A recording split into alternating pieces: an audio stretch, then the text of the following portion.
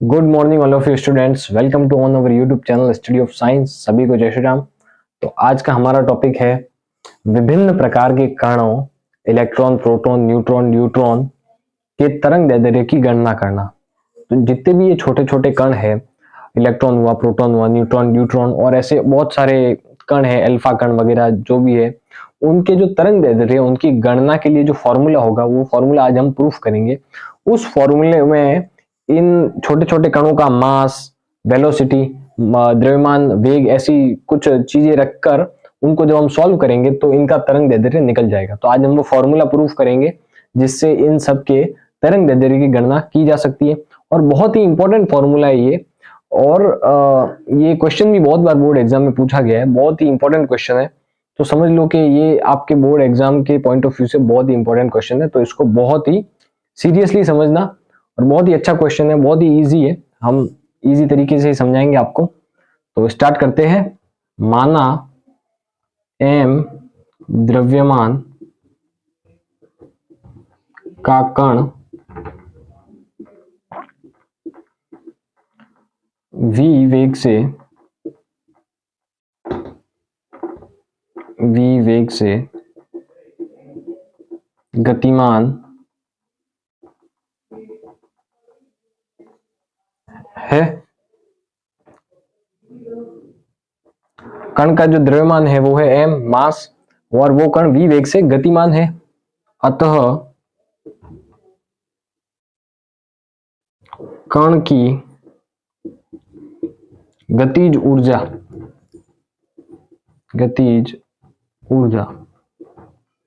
कण की गतिज ऊर्जा का फॉर्मूला हम सब जानते हैं, क्या होता है? E से भी डिनोट करते हैं और K से भी डिनोट करते हैं। K half mv square. Half m यानी इस जिस कण जो कण गति कर रहा है उस कण का द्रव्यमान, और v यानी उस कण का वेग। Okay, mv square. यहां से हम वेलोसिटी निकालेंगे, कण का वेग निकालेंगे। तो इस v स्क्वायर को मैं एज इट इज इधर रख रहा हूं। अब यहां से इस m को तो मैं भेज रहा हूं इसके e के नीचे, e अपॉन m। इस m को मैंने यहां से भेज दिया इस e के नीचे, और ये दो नीचे है तो यहां से ऊपर चला जाएगा इसके e के पास मल्टीप्लाई में। तो v square equal to 2em। अब इस स्क्वायर को उस साइड भेजेंगे तो ये स्क्वायर चला जाएगा हमारे रूट में, चला जाएगा बाय m। ये 2, ये हो गई हमारी इक्वेशन नंबर फर्स्ट। यहां तक नोट कर लेना, उसके बाद आप यहां से नोट करना संवेग की परिभाषा से।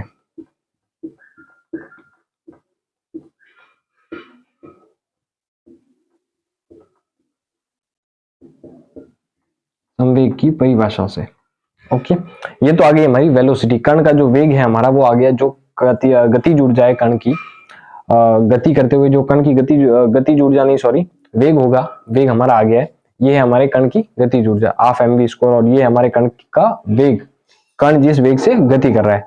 अब संवेग का फॉर्मूला हम सब जानते हैं, P इक्वल टू mv। ये हमारी समीकरण नंबर 2, 1 और 2। अब यहां से जो v की वैल्यू है, समीकरण 1 से v की वैल्यू हम रखेंगे समीकरण 2 में। यहां से पुट करेंगे तो आ जाएगा हमारे पास, यहां पर लिख देंगे हम समीकरण 1 व 2 से, 2 से P equal to m root 2e by m। Okay, तो यहां तक आप नोट कर लो, उसके बाद में मिटा के उसके बाद हम डेरिवेशन आगे स्टार्ट रखेंगे। सबसे पहले क्वेश्चन, उसके बाद ये लैंग्वेज, उसके बाद ये वाली डेरिवेशन, उसके बाद यहां से ये, उसके बाद का स्टेप हम आगे करते हैं। तब तक आप ये नोट कर लो।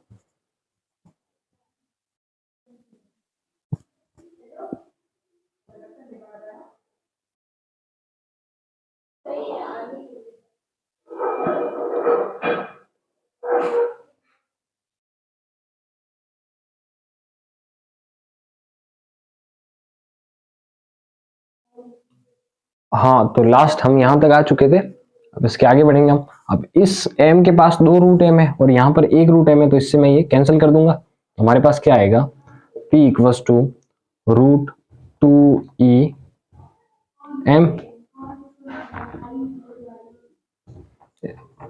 एम के पास दो रूट एम है और रूट एम के पास ओनली एक रूट एम है, तो एक रूट एम से एक रूट एम कैंसिल हो जाएगा और बचेगा हमारे पास ओनली एक रूट एम। ओके, तो ये हमारी हो गई इक्वेशन नंबर थर्ड। अब हमने एक पढ़ा था कुछ दिन पहले ही, हमने एक डेरिवेशन प्रूफ की थी, तरंग दैर्ध्य और संवेग में संबंध। अभी आपको याद आ जाएगा, मैं लिखूंगा तब, तरंग दैर्ध्य, ये बहुत ही मोस्ट इंपॉर्टेंट डेरिवेशन है आपके क्वेश्चन की, ये वाली भी और जो अभी अपन कर रहे हैं तरंग दैर्ध्य ज्ञात करना वो वाली भी, और तरंग दैर्ध्य और संवेग में संबंध वाली भी।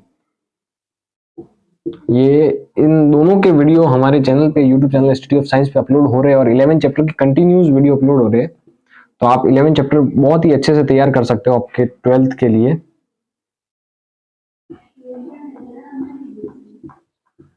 संबंध से तो क्या था, तरंग दैर्ध्य lambda equals to h upon p, ये हमारा संवेग, ये हमारा तरंग दैर्ध्य। ओके, तो ये हो गई हमारी समीकरण नंबर 4। अब फ्रॉम इक्वेशन 3 एंड 4, समीकरण 3 व 4 से, अब जो हमारी p की वैल्यू वो मैं इसमें पुट कर दूंगा, यहां से हमारे पास आ जाएगा lambda equals to h upon root 2 e m। यहां तक आप नोट कर लो, इसको समीकरण नंबर 5 नाम दे देना।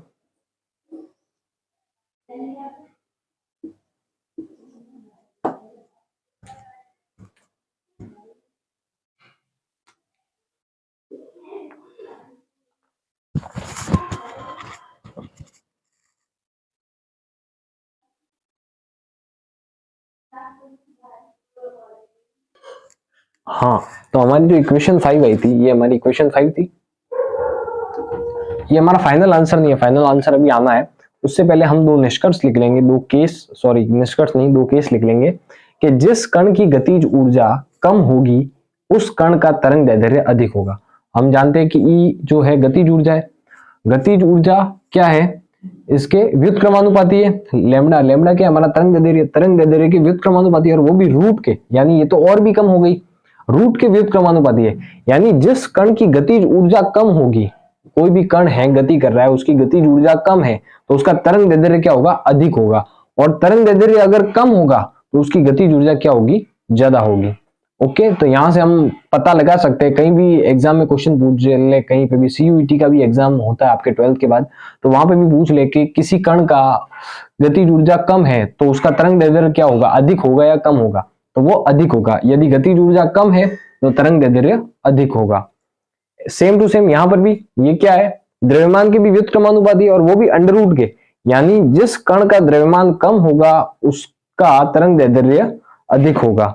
ओके, जिस भी कण का मास कम आ रहा है, दो कण दे दिया आपको, दोनों के अलग अलग मास दे दिया आपको, दोनों के अलग अलग द्रव्यमान, अब आपको पूछा जाए कि किस कण का तरंग दैर्ध्य अधिक होगा, तो जिस कण का द्रव्यमान कम होगा उसका तरंग दैर्ध्य अधिक होगा, और जिस कण का तरंग दैर्ध्य जिस कण का द्रव्यमान अधिक होगा उस कण का तरंग दैर्ध्य कम होगा। तो ये दोनों केस आप नोट कर लो, इसके बाद हम अपनी डेरिवेशन आगे बढ़ाते हैं।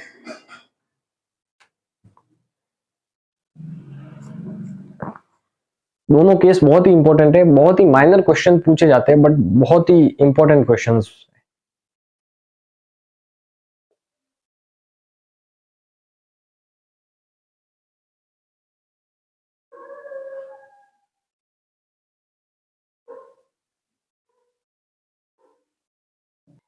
हाँ, तो समीकरण 5 के बाद अब हम आगे बढ़ेंगे।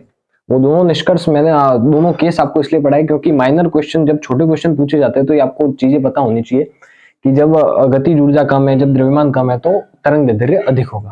हम आगे बढ़ते हैं विभव की परिभाषा से। विभव की परिभाषा हम सब जानते हैं, V equals to W upon Q, और हम ये सब जानते हैं कि किया गया कार्य ऊर्जा के रूप में संचित होता है। तो यहाँ पर हमारी ऊर्जा क्या है, E अपॉन Q। अब यहां से E इक्वल्स टू मैं कर देता हूं, ये हमारा E है, वो हो जाएगा V इंटू Q। इस Q को मैं इधर भेज दूंगा इसके पास, E equals to V upon Q। तो ये हो गई हमारी इक्वेशन नंबर 6। अब हम करेंगे इक्वेशन 5 एंड 6 से, समीकरण 5 व 6 से। ओके, ये वैल्यू मैं पुट कर देता हूं यहां से, तो यहां से lambda equals to h as it is upon root 2m as it is. अब यहां से हम किसकी वैल्यू भर रहे हैं, e की। यहां से जो वी क्यू है उसकी वैल्यू को हम पकड़ के यहां पर रख रहे हैं इक्वेशन 5 में। यहां पे आ जाएगा एम वी क्यू। तो ये हमारा फाइनल आंसर है। जो भी तरंग दैर्ध्य निकालेंगे हम इस फॉर्मूले से निकालेंगे। लैम्डा क्या है, तरंग दैर्ध्य, और ये 2m कण, जो कण दिया है हमारा उसका मास है, v उस कण की वेलोसिटी है, और q उस कण का आवेश है। तो ऐसे हम किसी भी कण का क्या कहते हैं, तरंग दैर्ध्य हम निकाल सकते हैं। ओके, तो कल की क्लास में हम पढ़ेंगे। और h तो मैं आपको पहले ही बता चुका हूं, एक बार वापस बता देता हूं। h एक कांस्टेंट है जिसे हम प्लांक नियतांक कहते हैं। h की जो वैल्यू होती है वो होती है 6.62 into 10 to power minus 34, 6.62 into 10 to power minus 34 joule into second. ये एक प्लांक नियतांक है। प्लांक ने समीकरण दी है और ये प्लांक का नियतांक है जिसका हम यूज करते हैं। और कल, आज की क्लास हम यही खत्म कर रहे हैं। कल की क्लास में हम अलग अलग जो हमारे कण है, इलेक्ट्रॉन है, प्रोटॉन है, न्यूट्रॉन है, अल्फा कण है, उन सब का तरंग दैर्ध्य निकालेंगे इसी फॉर्मूले से। उन सभी कणों का आवेश लिखकर, उन सभी कणों का वेग लिखकर, और h तो वैल्यू है ही है, और उनका द्रव्यमान भी लिखकर सबके हम तरंग दैर्ध्य निकालेंगे। आज की क्लास यही खत्म होती है। ऐसे ही जुड़े रहिए हमारे YouTube channel study of science के साथ। हमारे वीडियोस को लाइक कीजिए, चैनल को सब्सक्राइब कीजिए, और अगर आपको कुछ भी समझ में नहीं आता है तो आप कमेंट कीजिए, हम आपको और अच्छे से समझाने का ट्राई करेंगे। Okay, all the best. ये नोट कर लेना, कल की क्लास भी बहुत इंपॉर्टेंट है। आप आज की क्लास देख रहे हो तो आप कल की क्लास भी जरूर देखना, क्योंकि कल की क्लास में हम जो तरंग दैर्ध्य का हमने फॉर्मूला निकाला है, इसी फॉर्मूले से अलग अलग छोटे छोटे कणों के हम तरंग दैर्ध्य निकालने वाले हैं। ओके।